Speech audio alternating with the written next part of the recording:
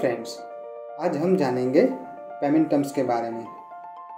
Payment terms दो तरह के होते हैं, documents against acceptance and documents against payment. चलिए जानते हैं डॉक्यूमेंट्स अगेंस्ट एक्सेप्टेंस के बारे में।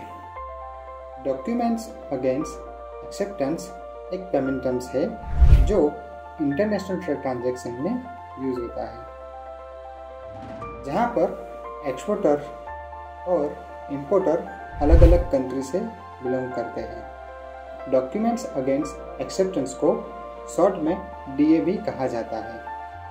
डीए ट्रांजैक्शन में इंपोर्टर का बैंक इंपोर्टर के द्वारा टाइम ड्राफ्ट स्वीकार करने के बाद माल को अपने कब्जे में लेने के लिए आवश्यक दस्तावेज जारी करता है।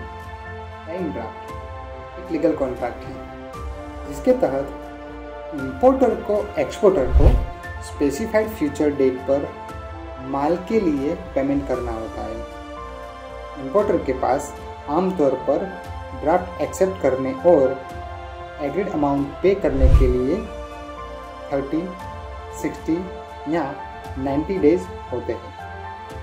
दूसरा पेमेंट टर्म्स है डॉक्यूमेंट अगेंस्ट पेमेंट, जिसको शॉर्ट में डीपीपी कहा जाता है। डॉक्यूमेंट अगेंस्ट पेमेंट डीपी एक पेमेंट टर्म्स है जो इंटरनेशनल ट्रेड ट्रांजैक्शन में यूज होता है। डीपी ट्रांजैक्शन में बायर पेमेंट करने के बाद माल को अपने कब्जे में लेने के लिए डॉक्यूमेंट रिसीव करेगा। ये पूरा प्रोसेस इस तरह से काम करता है।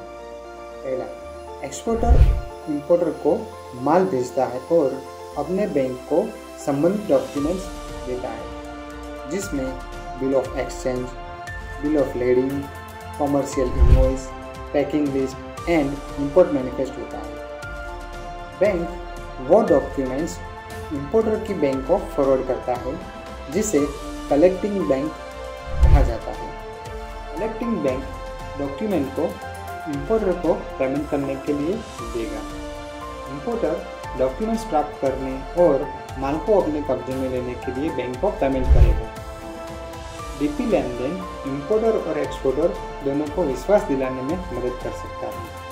हालांकि इसमें कुछ जोखिम शामिल है, क्योंकि इंपोर्टर किसी भी कारण से पेमेंट करने से इनकार कर सकता है।